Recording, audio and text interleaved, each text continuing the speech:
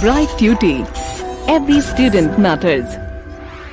Hello, dear students. Welcome to another lecture. In this class, we are going to continue with the first topic of your grammar portion for class 11th Alternative English Nagaland Board, which is verbs. Now, so far in the last video, we've talked about the subject-verb agreement. That is, we've learned how do the verbs agree with the subjects in the sentence. In this class, we are going to learn about the verbs as well as what do they mean. Now, as we know that verbs can either be action verbs, they can either be linking words, that is words that join two things. They can be feeling words which express somebody's feelings. They can be sensing verbs. They can be mental verbs as well as the possession verbs. Now, first we are going to talk about the action verbs that describe some physical activity or an action that is happening to a person. We jumped, we played, we wrote, we danced, we sang, we ran, or we were running. Okay. So jump, run, act, play, sing, speak, dance. These are all the verbs that represent a physical activity or an action that the person or a thing is doing. For instance, I have given you the examples. Now, if we put them in the sentences, we jumped over the fence. He is writing a persuasive essay. Without water and trees, the plants die. So, these verbs represented the physical activity or the action that was happening to a person or a thing. Then we have those verbs that are used as state of being. As I told you already, what are these verbs that describe the state of being? We have is, am, are, was, and were. These verbs are going to describe the state of a person or a thing. She was or she is a very talented singer. They are or they were amazing friends. He is or he was an amazing doctor.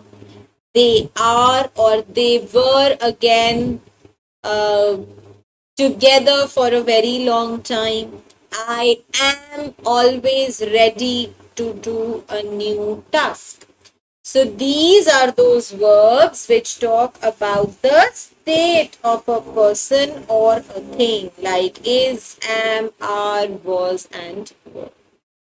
Next type of verbs are those which describe the five sense organs, the five senses that we have, namely the touch, smell, sight, hearing, as well as the taste. If I say, I saw my friend yesterday, this is the sight. I looked at my neighbors who bought a new car. So saw, looked, watched. These are the verbs that we use for the senses to describe sight. Taste is as it is. I tasted the curry, it was delicious, or the cake tasted delicious, the pies tasted very delicious. So this is the verb that we use for my sense, that is taste. Then again for touch, either I touched it or I felt something was hot or something was cold. So these are the verbs that describe touch. Smell is again used as it is. I could smell the burning. I could smell my cake burning, or I could smell the fish which was terrible. Then we have hearing. So heard, when your hearing sense is being talked about. I heard her. Did you hear the bell? Did she hear you? And so on and so forth. So we have the sense verbs that describe the five senses, that is sight, taste, touch, smell, and hearing. Then we have the verbs that describe the feelings for something, the feeling verbs. What are the feeling verbs? Those verbs which describe how a person feels. I was afraid, I was scared, I admire, I was proud, I was shocked, I was amazed, I respect, I hate, I love, I like. All these verbs that I just gave you an example of describe the feelings of a person. So they are the feeling verbs. For instance, the thieves fear being caught by the police. This is the feeling of the fear thieves that we are talking about. I admire the Indian athletes for their hard work. I respect my parents for being good citizens of the world. He hates spiders and lizards. So feeling verbs. Then we have the mental verbs. Mental verbs refer to those verbs which define the mental activity, like thinking. Okay?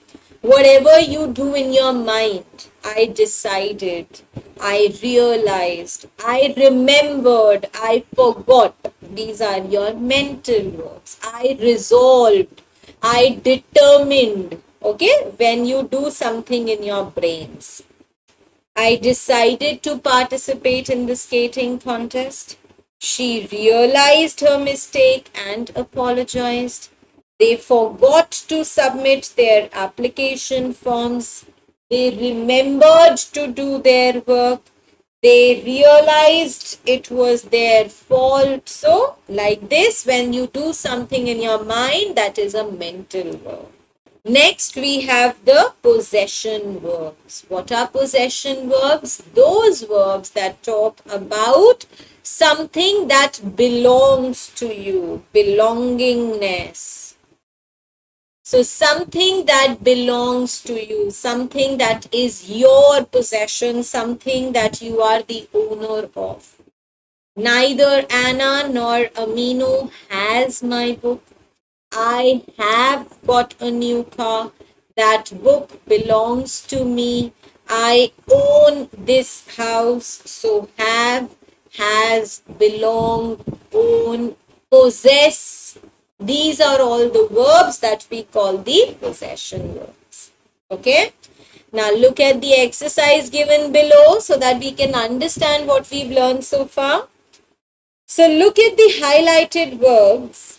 Write if they are action verbs, date of being verbs, sense verbs, feeling verbs, mental verbs, or the possession verbs. So you are given with sentences in which the verbs are underlined or they are highlighted, they are in bold. You have to identify what type of words they are. The first sentence, all the planets in our solar system rotate. This is talking about the action that takes place in the solar system. So this is an action verb. My parents love to read my poems and stories. Love. This is a feeling. So this is a feeling verb. My friends believe. When you believe something, you think mentally. So this is a mental verb. My grandmother owns, ownership. So this is a possession verb. Those were the best apples in the market. Were. This is the state of being verb. Okay. Next question says, circle the odd one out from each group of verbs. Okay, so we are given with a group of words, verbs. We have to identify the odd one out. Has, own, possesses, ran, belong. Now, except for ran, all are the possession verbs. So we will circle ran. Contain, think, realized, believe. Except for contain, all three are mental verbs. Move, pick, dance, like, and stand. Except for like, all are action verbs. Watch, hear, smell, taste, and do. Except for do, all are sense verbs. Enjoy, hate, prove, fear, adore. Except for prove, all are the feeling verbs. Clear? Next, we are going to learn about forming verbs from either nouns or adjectives. So, how do we form the verbs from nouns or adjectives? By adding ate or ise or en or ifi. For example, the adjective is active. What will be the verb? Activate. If I give the adjective, for example, beautiful is an adjective. What verb will I form out of beautiful? Beautify. Okay. Adorable is an adjective. What is the verb that I can make out of adorable? Adore. Likeable, verb is like. Lovable, the verb is love, and so on and so forth. If I talk about the noun, pressure is a noun. The verb that I make out of pressure is pressurize. Then here it is given the example, pure is an adjective. The verb that we make is purify. Fright is a noun and the verb that we make out of fright is frighten. Light is a noun. The verb that we make out of light is lighten. So, we can make a verb from nouns as well as adjectives. Now, before we add a suffix to the nouns, we all know what is a prefix and a suffix. Prefixes are those words which are added before the word,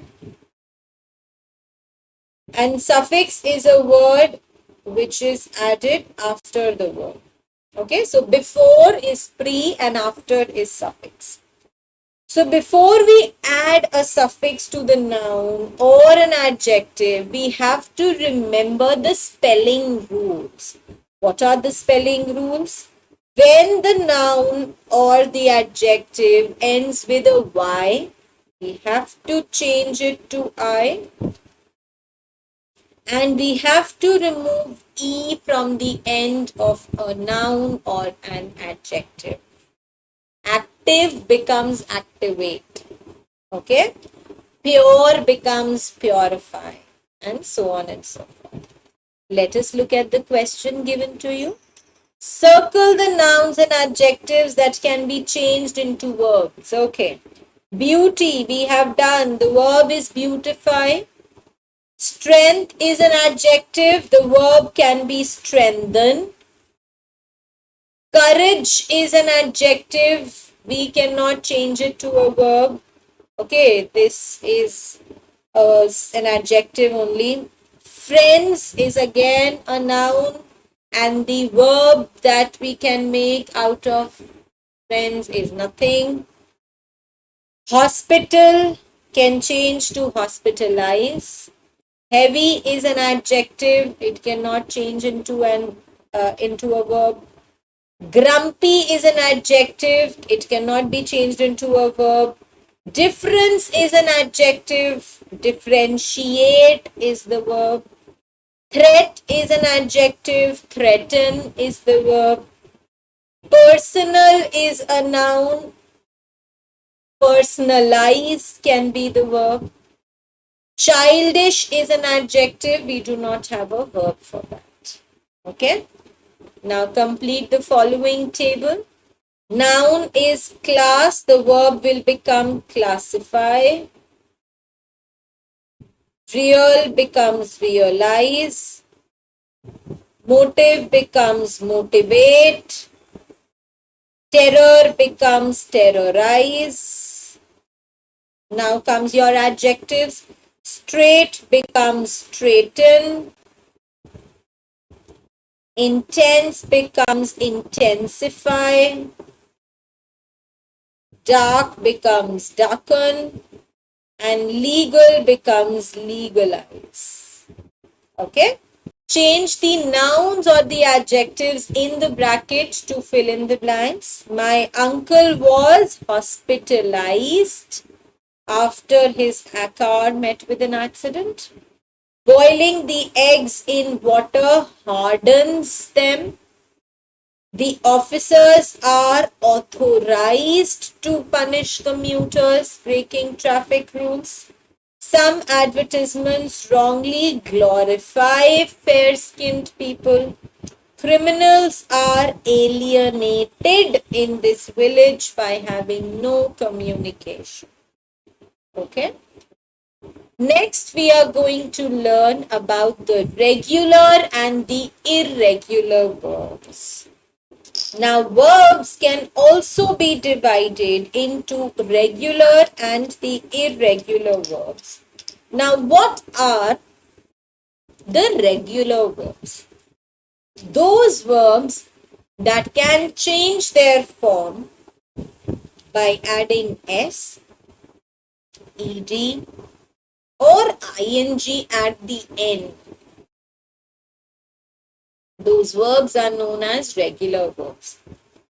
Basically, all those verbs that can be changed into different forms just by adding s, ed, and ing. For example, allow is the base form of the verb. I can change it to different forms like allows, allowed, allowing. Behave changes to behaves, behaved, behaving. Earn changes to earns, earned, earning. Melt changes to melts, melted, melting. Suggest changes to suggests, suggested, suggesting. Okay. So those verbs that can have a present form by adding an s, past form by adding et, and present continuous form by adding ing are the regular verbs. We know that in order to change a regular verb to the past tense, we have to add d. If the verb ends with e, joke becomes joked, move becomes moved. If a verb is ending with a y, then we have to remove that y and add ied. Hurry becomes hurried, rely becomes relied, bury becomes buried. If you have a word that ends with a consonant, consonants are those alphabets other than the vowels, okay? If we have a consonant at the end, we will double the consonant and add ed. Regret becomes regretted, permit becomes permitted, okay? Those verbs, now we know what are regular verbs that can be changed by adding s in the present form, ed in the past form, and ing in the past participle or the present participle form. Irregular verbs are those verbs which have a different past form and the different past participle form. These are irregular verbs. Now, irregular verbs also are of different types. The first type of irregular verbs are those which have the same past tense but the same simple past and the past participle form. For example, have. Present tense of have can be either has or had. Past tense is had. Present tense is having and the past participle is had. You see, have is the base form, past form is had, Past participle form is had and the present participle is having. Different verbs that we have. Leave. Past is left. Past participle is left and the present participle is leaving. Cling. Past is clung, past participle is clung, and present participle is clinging. So, first type of irregular verbs are those in which the simple past and the past participle forms are the same. Next, the type of irregular verbs are those where the verbs are formed or the verbs form their past participle by adding either en or e. So they have different forms throughout and the past participle form is made by adding en or n. For example, write. Simple is write or writes. Simple past is wrote. Present continuous is writing. And the past participle is written. Hide. Simple present is hides. Simple past is hid. Present participle is hiding and the past participle is hidden. Throw. Present is throw or throws. Simple past is threw. Present participle is throwing and the past participle is throw.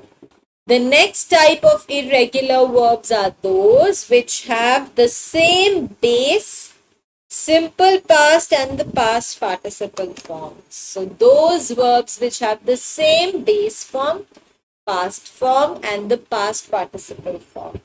For example, cut. Present can be cut or cuts. Present participle can be cutting, but the rest of the three forms remain cut. So it is cut, cut, cut.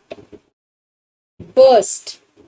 Again, the present participle can be bursting, but the rest of the three forms are burst, burst, burst. Hurt. Again, hurting, but the other three forms are hurt, hurt, hurt. Similarly, we have put. So put, putting, but the other forms are put, put, put. Okay. Now the present participle forms of the regular as well as the irregular verbs are formed by adding I and G. The only difference is that if there is a verb which ends with a vowel and a consonant, then what do? We repeat the last consonant twice. So cut becomes cutting, stop becomes stopping, and so on and so forth. Let us do the table, complete the table which is given to us. Cancel. Simple form will be either cancel or cancels. Past form is cancelled. Present participle is cancelling. And past participle is again cancelled. So here the simple past and the past participle forms are the same. Fly. Simple present can either be fly or flies. Past is flew. Present participle is flying. Past participle is flown. Okay. Break. Either break or breaks. Simple past is broke. Breaking is the present participle and past participle is broken. Okay. Now the next question says fill in the blanks with the correct form of verbs given in the bracket. We will be visiting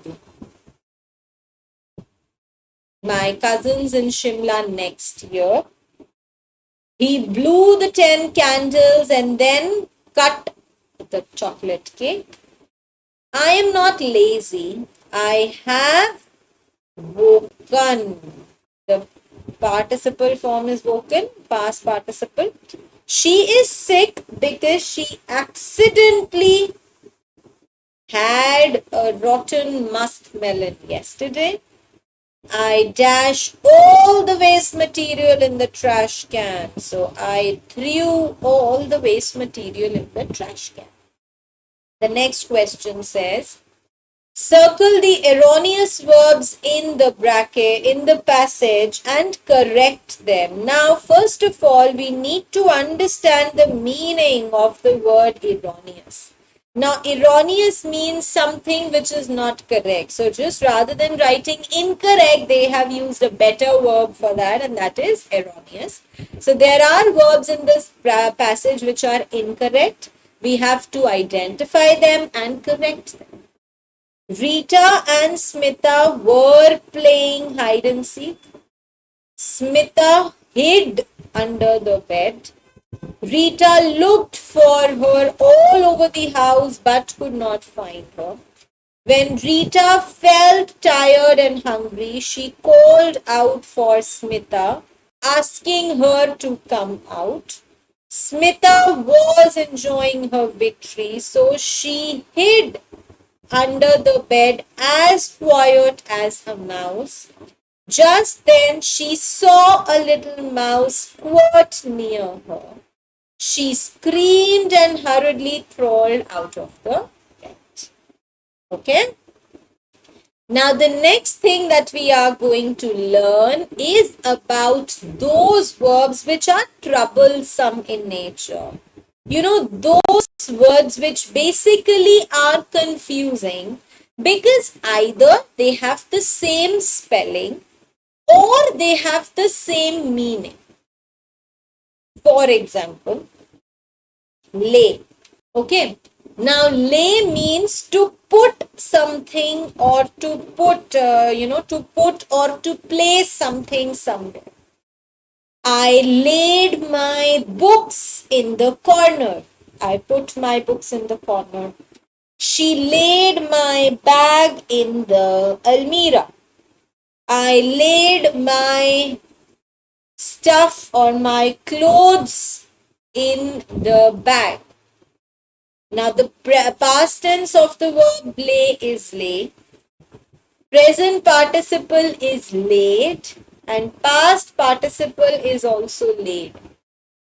Now the confusion arises between lay and lie. Why? Because here you can see these two are similar. But lay means to put something or to place something, and lie means to rest. I lied down on the sofa. I lied down on the couch. She lied down under the tree. Okay? The simple past is lie. The present participle form is lay. And the past participle form is lain. So you see, only the present participle and the simple past form of lay and lie confuse. Rest, everything is different. Next such confusing verbs are rise and raise. Rise means to move in an upward direction. Rise, rose, risen. These are the three forms of rise. On the other hand, raise means to be moved upward by somebody else. My salary was raised, or I was given a raise in the company. I was raised to the position of a senior manager. So rise is when you yourself move in in an upward position, and raise is when you are moved by somebody in an upward position. And what are the three forms of raise? Raise, raised, and raised. Okay. Next we have set. Set means to put something in a place. I set my books in order. I set my CDs inside the drawer. So all the three forms of set are the same. That is set, set, and set. Now let us talk about some more words like this. We have sit. The base form is sit. Past is sit.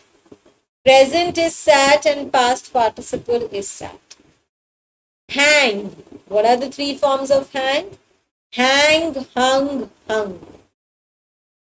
Hang again. There are two hang. One hang is when you are leaving an object from the height. Okay, that is hang. And the other hang is to hang a person from the height. When we are talking about a person who was hung from a height, what are the three forms? Hang, hanged, and hanged. The criminal was hanged by the judge. On the other hand, if you are hanging an object, you will say let's say the bag was hung by my mother from the balcony. So hanging an object, we have hang, hung, hung. And hanging a person is hang, hanged, and hanged. Okay? Now let us practice a few questions to understand them better. Match the highlighted words in the sentences with their correct meanings. She sat comfortably on the baby bear's chair. So what is the meaning of sat? To rest in an upright position. My brother laid the dinner table. Laid. So that is to put something in place. We set the drum set next to the study table. So set, we put to place something somewhere. Okay. He hung the wet clothes for drying. Now we are talking about clothes. So to suspend something from an height. And the sun rises from the east. Rises means to move in an upward position. So, itself. Next, fill in the blanks with the correct form of the verbs. She has dash in bed for several days after sickness. She has lain in bed for several days after sickness. L-A-I-D, laid, is the past form of lay. L-A-Y, while for lie, it is lain. Okay? In some countries, people are hanged for murder. People, so hanged. I dash boxes one on the top of the other. Set. An uproar dashed through the crowd on hearing his speech. So rose. The voice rose. I had dashed the files on the table. Where are they? So put something. So I had laid the files on the table. Where are they? Rewrite the sentences correctly. We have hanged some beautiful family pictures. No, we have hung. The market price of all the vegetables has been risen by the government, has been raised by the government. He lazily laid on the couch. So he lazily lied on the couch after a long day. We asked the children to sit the book. No, to set the books on the shelf. I had lain my keys. No, I had laid my keys on the table. Okay. The next type of verbs that we need to learn about are infinitives. What are infinitives? Those verbs which have to plus the first form of the verb. Okay. Either we have to before the base form, or the base form in itself is an infinitive. To sit or just sit. To collect, collect. To finish, finish. To help, help. To rise, rise, and so on and so forth. Now, how do we use infinitives in sentences? As a subject, we use infinitives in the sentences. To be or not to be is the question. This is a very famous line from William Shakespeare's play. So, to be or not to be is the question. To remember all the details is nearly impossible. To help everyone all the time is a great quality. To lie is not acceptable. To be honest is great virtue. Okay? We use infinitives after the objects of a verb. For example, I asked them to follow my car. They told us to clean the garden area. She requested me to help her with the project. I told her to keep quiet, and so on and so forth. Then we can use it after an adjective also. I am excited to participate in the dance contest. She is happy to take our little dog for a walk. She is surprised to know that her brother is returning home. She is curious to know about her results. Okay? We use infinitives after the question words. For example, I will tell you how to react when you meet them. I will guide you where to go. I will tell you what to say. I will guide you when to reach, and so on and so forth. Next, we use infinitives after some specific verbs. For example, learning. Or another verb that we have is looking forward. After this also we use an infinitive.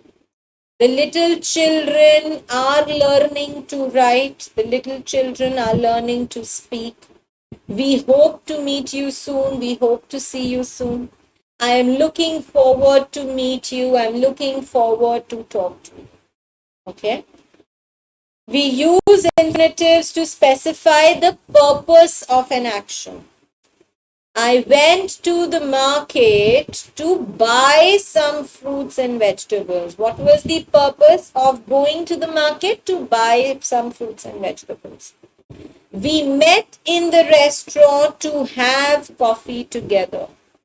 She called me to ask about my well-being.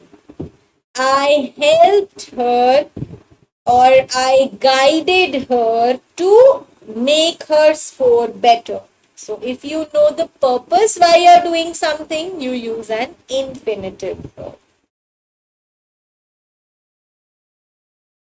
In a sentence, we can also use the base verb. Base verb means, I told you, infinitives either use to plus the base form of the verb or just the base form of the verb.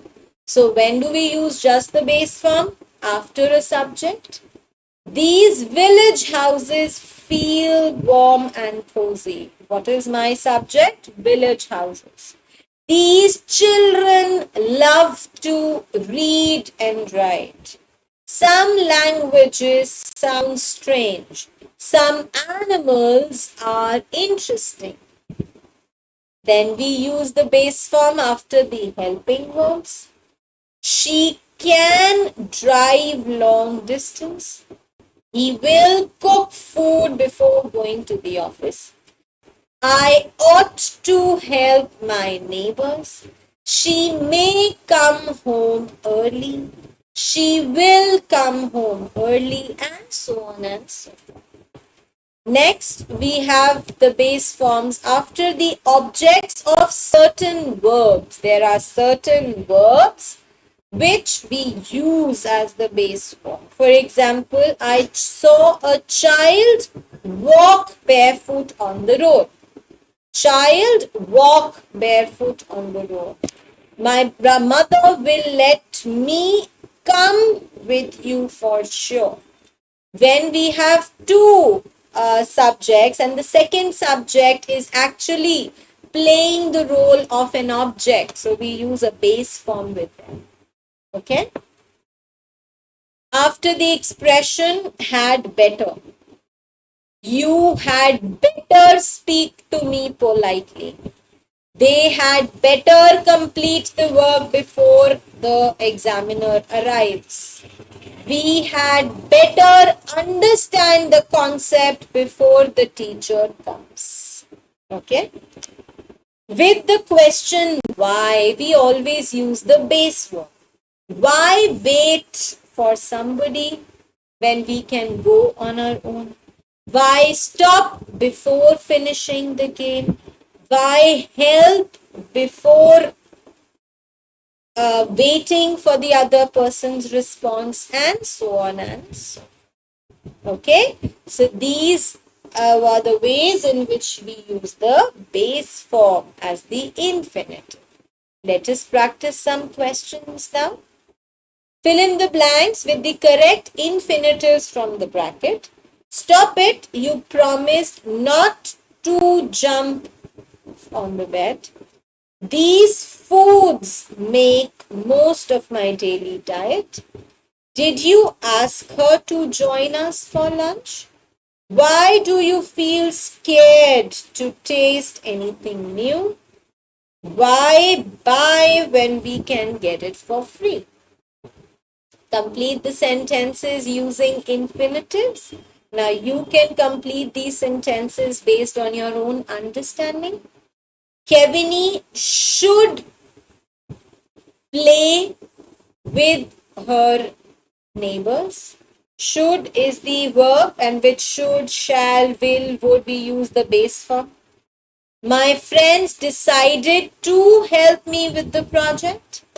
The teacher helped me understand the concept well. I was relieved to see my father. They had better play and win the game. Okay.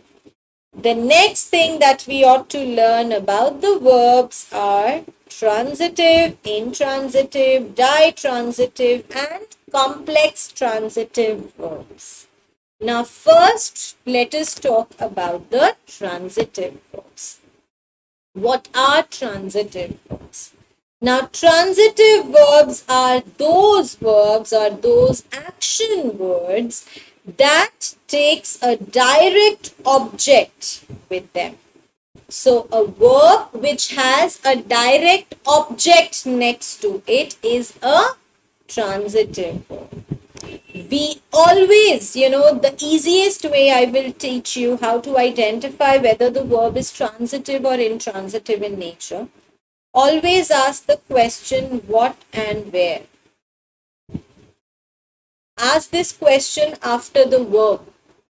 If you are getting the answer, that means your sentence is transitive or the verb is transitive. And if not, then it is intransitive. For example, they wrote.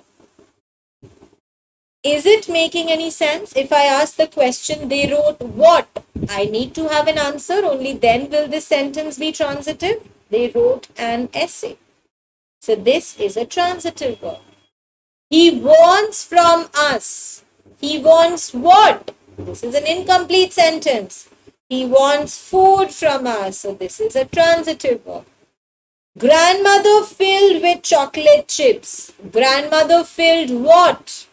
The cookies with the chocolate chips. So always ask the question what and where after the verb. If you get the answer, the verb is transitive, and if you do not get the answer, that is intransitive. Also, transitive verbs are those that have a direct object, and only then will they make any sense. Intransitive verbs, as I told you, are those action verbs that do not take a direct object to make sense. My mother was snoring her nose at night. Do I need this object, nose, in this sentence? No, I don't. My sentence is going to be all right even if I say my mother was snoring at night. So I do not need an object in this, therefore it is an intransitive verb.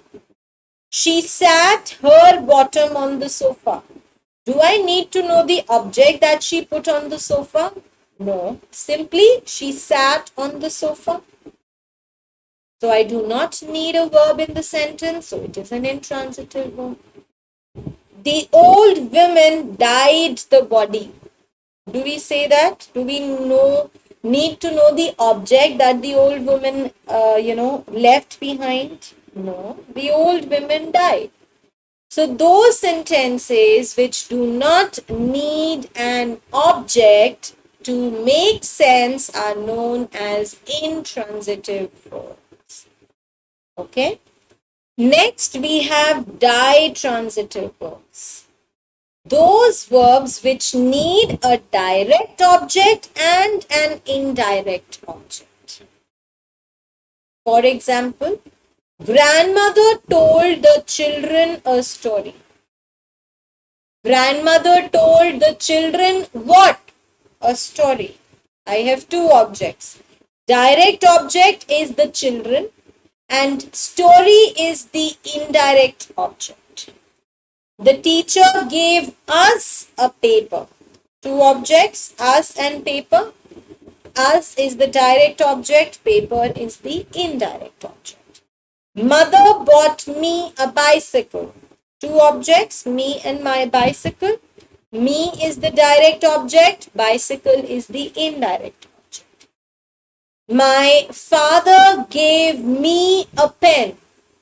Me is the direct object, a pen is the indirect object. So ditransitive verbs are those which have two objects in them. One is the direct and the other is the indirect object. Then we have the complex transitive verb. Complex transitive verbs are those verbs that take a direct object and a complement. Complement is not one word but a group of words which are required to complete the meaning of the sentence. For example, I found the story interesting. What is my object? The story. And what is my complement? Interesting. I found the story interesting or highly interesting, very interesting. If I say, she declared the results flawed for two reasons. Flawed means there was some error. So she declared the results. The results is the first object. And what is the complement which is describing this expression further? Flawed for two reasons. His silly comment made everyone angry. So his silly comment made everyone what? Angry. So everyone is the object and angry is my complement. Now there are a few sentences or there are a few verbs that can be used as transitive as well as intransitive depending on the context in which they are used. For example, we broke the window accidentally. Here it is a transitive verb because we need an object to complete it, that we broke the window. The glass bottle fell and broke. Here I do not have an object next to it. This is an intransitive verb. So broke has been used both as a transitive as well as an intransitive verb. There are some verbs that can be used as transitive, intransitive and ditransitive again depending on the context. Let us take for example reading. She was reading. I don't need an object. This is intransitive. She was reading a story. I have an object. This is transitive. She was reading us a story. This is ditransitive. Okay. So this, my dear students, is the difference between transitive, intransitive, ditransitive and complex transitive. Okay. Let us now discuss the back questions for better understanding. Underline the verb in each sentence and then write if it is used as transitive, intransitive, ditransitive or complex transitive. Can you shut your mouth? My verb is shut. What is my verb? What is my object? Your mouth. So this is transitive. These days I am not sleeping very well. Sleeping is my verb. I do not have an object. So it is intransitive. I asked father for a puzzle. Two objects I have, so this is ditransitive. Why do you consider the answer incomplete? I have the object as well as a complement, so this is complex transitive. She gave them a message. Them and message, two objects, so this is ditransitive. Okay? Complete the sentences and then write if the verb is used as transitive, intransitive, ditransitive, and complex transitive. So you have to complete the sentences on your own and then you have to tell whether you have used it as transitive, intransitive, ditransitive, or complex transitive. Rangum cut the cake. I have used one object, so this is transitive. The people elected him the president. I have two objects, so this is ditransitive. She showed me her house. Again, I am using two objects, so ditransitive. The wind blew angrily. There is no object that I am using, so this is intransitive. They found the story interesting. The story is the object and interesting is the complement, so this is complex transitive. Okay. The next question says, we read the sentences and then use the underlined verbs as indicated. You have to use sent as transitive. We sent them letters. We sent them a cake. I explained the theory. Ditransitive I have to use. So two objects. I explained him the concept. Two objects.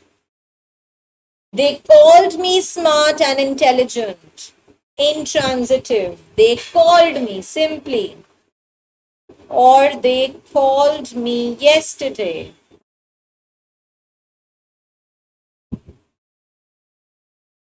She is selling tomatoes. I have to use a ditransitive. She is selling or she sells chocolates to her friend. Two objects, chocolates and friend. They believed his stories, complex transitive. So, I believe him wholeheartedly. So, him is the object, wholeheartedly is the. So, in the nutshell, what have we learned so far? We've learned about the verbs which are used to express some actions, feelings, state of being. They can be used differently in the different tenses and are also used differently along with the different subjects. Then we learned about the subject-verb agreement.